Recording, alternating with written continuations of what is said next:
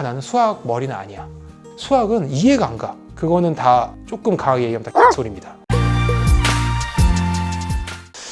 정세영 님이 저를 되게 좋아하고 매일 챙겨보고 있다고 이제 답글을 달아주셨고, 되게 감사하게도 혹시 공부법 영상도 올려주실 수 있나요? 그래서 제가 답글에 공부법이라는 거는 과목별로 좀 다르니까 어떤 공부법을 원하시냐, 그래서 그 어떤 공부법을 말씀을 해주시면 제가 그 공부법에 대해서 짧게라도 알려드리겠다 그랬더니 수학 공부를 어떻게 하셨는지 궁금하다라고 영상을 달아주셨고, 일단 수학 공부법에 대해서는 조금 이제 다른 사람들이랑 얘기가 다를 수도 있어요. 제가 말씀드리고 싶은 건, 그러니까 저는 사실 세계 막 수학 올림피아드, IMO라 그래요. 인터내셔널 매스메티컬 올림피아드에 나갈 정도로 우리나라에서 막 탑5, 그러니까 제가 해서 고1이면 위로 2년, 아래로 3년, 뭐 2년 해서 이제 보통 한 위로 2년, 아래 2년 이렇게 봐요. 한 5년 중에 탑5 안에는 들지 못했어요. 그러니까 그 애네들은 진짜 소위 말하는 천재들이고, 수학 천재들이고, 저는 제가 위로 2년, 아래 2년 때 한 30등 안에는 들었었거든요. 한 25등, 30등 사이였던 것 같아요. 뭐 컨디션 좋을 때 한 20등 하고, 그러니까 경시대에 나가면 이제 수상은 계속 하는. 근데 이런 제 레벨 수준에서까지만 저는 말씀드릴 수 있죠. 이 레벨에서까지는 정말 아이러니컬하게도 수학은 결국 암기할 수 있습니다. 그러니까 이 말이 되게 이상하게 들리죠. 뭐 국사도 아니고 지리도 아니고. 그러니까 뭐냐면 사실, 그러니까 여러분들이 그냥 일반 분들이 제 수학 되게 잘한다고 얘기하느냐, 수능 수학 정도, 수능 수학에서 항상 1등급을 맞을 정도의 실력이면 더 강하게 얘기해 드릴 수 있어요. 내가 사고력이나 아이디어나 그 소위 말하는 수학적인 머리가 전혀 없어도 상관없어요. 노력만 죽어라 해서 수많은 수학 문제를 풀고 수많은 수학 문제의 풀이법을 체계화시켜서 머릿속에 암기시키면 여러분은 수능 수학 정도는 항상 1등급을 받으실 수 있어요. 정말 IQ 100만 넘으면. 물론 상황에 따라서 사고력이나 이런 게 떨어져서 이제 1시간 걸릴 공부 시간을 10시간 해야 되실 수는 있겠지만 뭐 하면 되잖아요. 방학 때나 뭐 이럴 때. 심지어 경시 수학도 어땠냐면 뭐 KMO, 저는 KMO에서는 막 상을 받았었으니까 계절학교도 가고 한 6문제 정도가 나와요. 예를 들면 수학 문제가 6문제가 나온다고 치면 6문제 중에 그때마다 다르긴 하지만 일반적으로 한 뭐 3-4문제 정도 맞으면 한 30등 안에 들 수 있습니다. 그리고 정말 탑5 안에 들려면 6문제 중에 한 5문제 정도는 풀어야 되는데 6문제 중에 한 3-4문제 정도는, 제가 풀었던 문제 정도는 기존에 나왔던 문제들의 풀이법을 조합하면 그 문제의 풀이법이 나와요.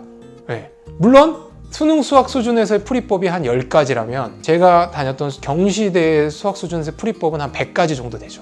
그러니까 100가지 정도를 머릿속에 암기를 하고 있어야 되고, 그 암기란 거는 그 풀이법을 이해하고 있어야 된다는 얘기입니다. 그러니까 여기서 조금 수학 머리가 있는지 없는지의 차이가 나죠. 풀이를 줘도, 그러니까 정말 머리가 수학적인 머리가 없으면 수학 경시대 문제들은 풀이법을 주잖아요. 풀이가 옆에 써 있어요. 근데 그 풀이법이 이해가 안 돼요.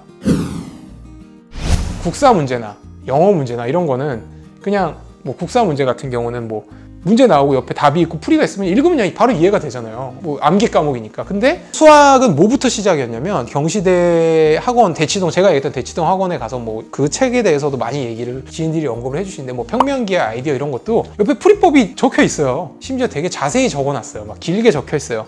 근데 이해가 안 돼요. 그냥 꼭 보면 뭐야, 저게 2줄에서 2줄을 넘어가는 게 죽었다 깨나도 이해가 안 돼. 그런 거를 이해시켜 주는 게 대치동 학원의 역할이었어요.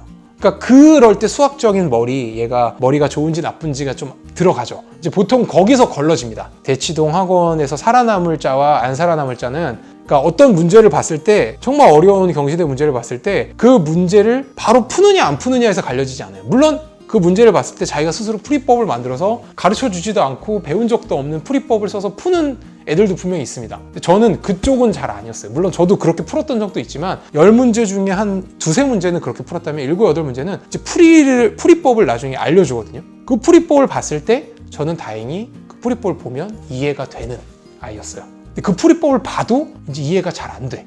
선생님이 막 설명을 해주는데도 이해가 안 돼. 이제 그런 애들은 대치동 수학학원을 다니다가 어느 순간 벽을 느끼고 탈락을 하는 거죠. 근데 이건 이제 경시대 얘기고, 수학을 막 그런 식으로 포기하는 사람들이 있어요. 막 수능 수학, 학교 수학인데도 제가 얘기하는 것도 꽤 높은 수준이면, 그러니까 실력 정성 뭐 이런 수준이어도 나는 수학 머리는 아니야.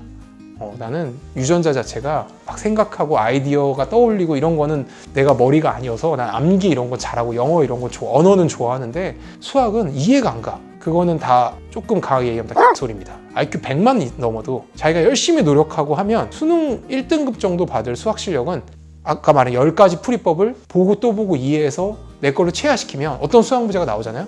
그럼 내가 10가지 풀이법 알고 있잖아요. 그걸 하나씩 대입하면 그 중에 하나에 무조건 걸려요. 안 풀릴 수가 없어요. 노력 부족이에요. 물론 그 노력이 본인이 갖고 있는 그런 유전적인 재능에 따라서 머리 좋고 유전적으로 어머니 아버지 공부 잘해서 좋은 유전자 물려받은 애들보다 걔네들 한두 시간 걸릴 게 막 5시간, 10시간 걸릴 수 있겠죠. 하지만 10시간 걸리면 수능 정도 레벨의 1등급 받을 정도의 수학 실력은 누구나 기를 수 있습니다. 특히나 요즘처럼 인터넷에서도 풀이법이 막 돌아다니는 책을 구하기 쉬워진, 자료를 구하기 쉬워진 시대에서는 저는 사실 역설적으로 제가 과외할 때도 그랬었어요. 형 정도 수학 잘하고 싶지? 암기해. 왜요? 풀이법을 이해해서 외워. 그러니까 그냥 외우는 게 아니죠. 이해해서 그 풀이법의 패턴을 외우는 거죠. 이런 식의 풀이법이 있더라. 외워. 그러면 형 정도는 할 수 있어. 수능 1등급 수준의 수학 공부는 암기입니다. 그러니까 막 내가 머리가 나빠서 수학 머리가 없어서 이런 핑계로 문제를 안 풀지 마세요. 남들보다 시간이 좀 심하게 많이 걸릴 수 있을지언정 충분히 수능 수학 1등급 받으실 수 있어요.